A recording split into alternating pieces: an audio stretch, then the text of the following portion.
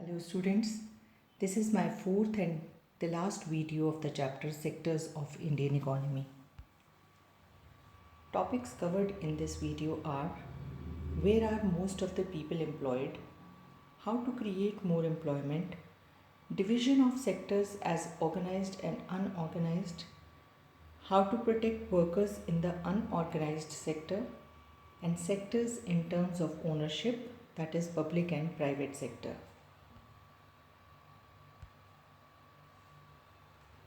Students, I have already discussed this graph in my previous video. The graph shows a massive increase in the turnover for all these three sectors during the given years, which shows the way our economy is growing.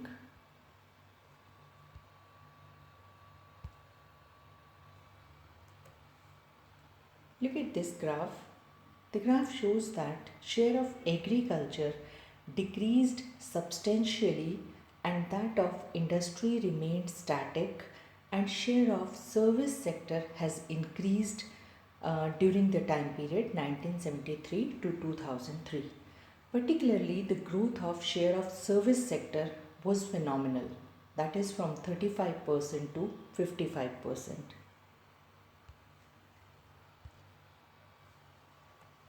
Look at another graph showing the share of three sectors in employment. The share in providing employment was not in tune with the share in GDP. The agriculture provided employment to 75% workers, and this decreased to 60% in 2000. But this decline is not as big as the decline in agriculture's share in GDP. On the other hand, the growth in employment provided by other two sectors was substantially low.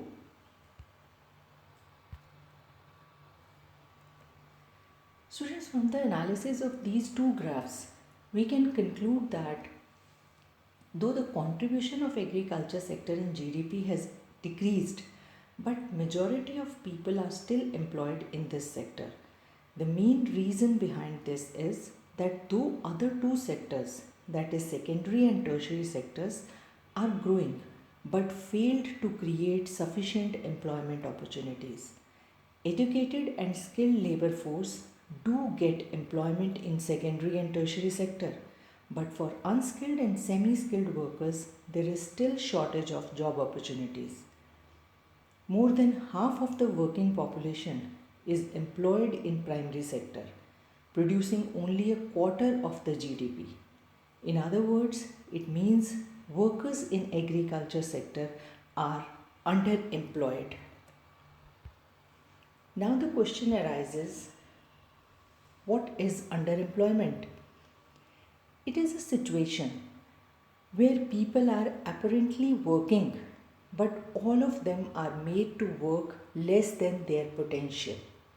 For example, normally a person can work for 8 hours, but if a person gets a work of lesser number of hours, that is for 2 or 3 hours, is called underemployed, because he is working less than his capacity and potential. This situation arises when either a person do not get suitable job as per his or her qualification, or secondly when more people are employed at a place than the required number.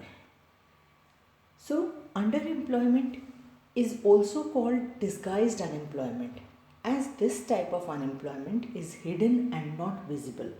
It is very common in agriculture sector where more people are employed than requirement and they are working less than their potential and capacity. Given an opportunity, the surplus workers could be employed at somewhere else where they could work their full capacity and increase their family income.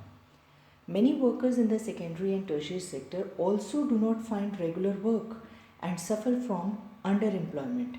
For example, there are thousands of casual workers in the service sector in urban areas, those who are working as painters, plumber, etc. Thus, there is a pressing need to create more employment opportunities to use the potential of the workforce.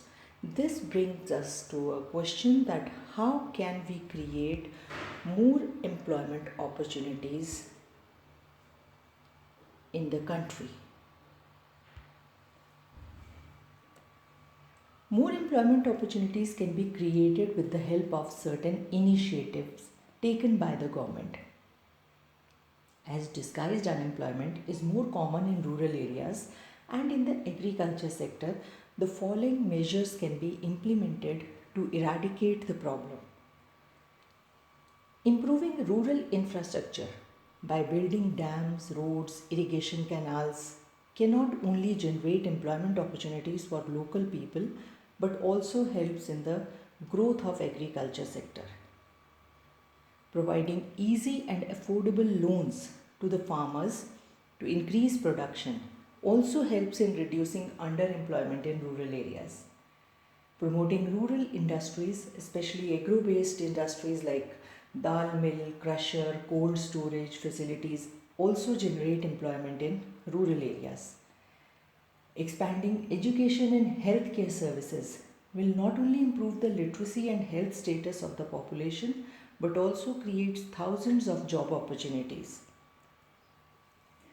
Development of transport and trade not only creates additional job opportunities for the workforce but also helps the farmers to sell their products in city markets and earn more income.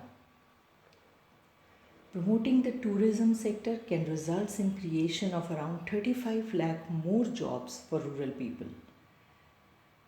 Proper implementation of employment generation schemes launched by the government is also required to provide more jobs to the people.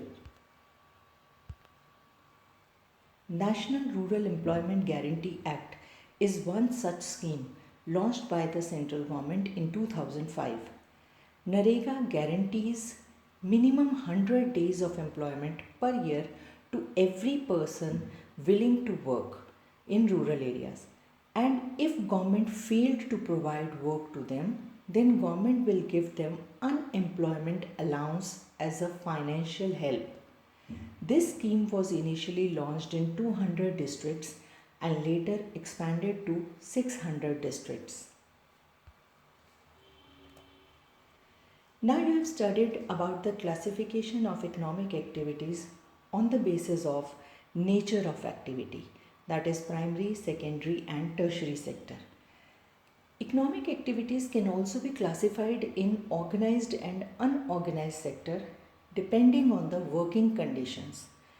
Let us understand the difference in organized and unorganized sectors. The organized sector. The sector which carries out all activities through a system and follows the law of the land is called organized sector. Moreover, labor rights are given due respect and wages are as per the norms of the country and those of the industry. Labor working in organized sector get the benefits of social security as framed by the government. Certain benefits like provident fund, leave entitlement, medical benefits and insurance are provided to workers in the organized sector. These security provisions are necessary to provide source of sustenance in case of disability or death of the main breadwinner of the family. Unorganized sector, the sector which evade most of the laws and do not follow the system come under unorganized sector.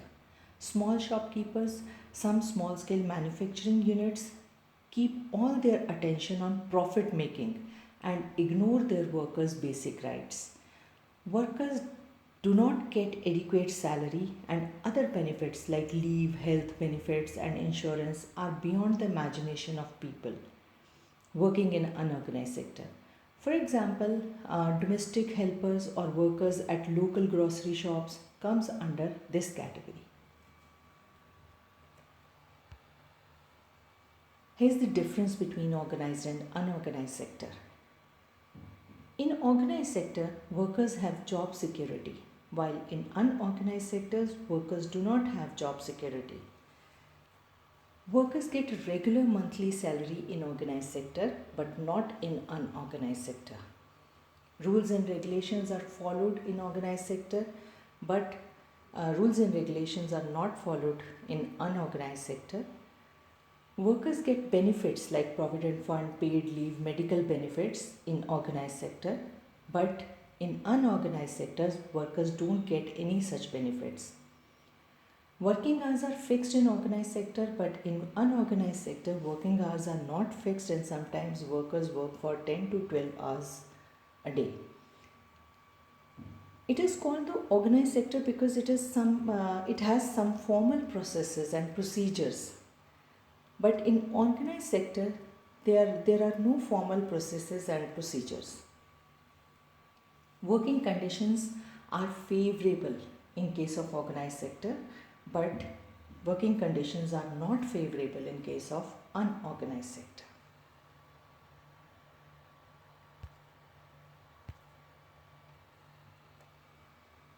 We have done the two classifications of economic activities.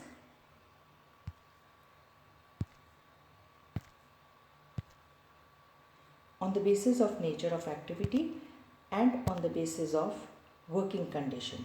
Now I am going to explain the last classification, that is on the basis of ownership, public and private sector. Public sector companies are those companies which are run and financed by the government. The main motive of this sector is welfare and development of the country instead of profit. So after independence, India was a very poor country. At the time of independence, India was a very poor country. So India needed huge amount of money to set up manufacturing plants for basic items like iron, steel, aluminium, fertilizer, cements, etc. Additionally, infrastructure was also required like roads, railways, port and airports, etc.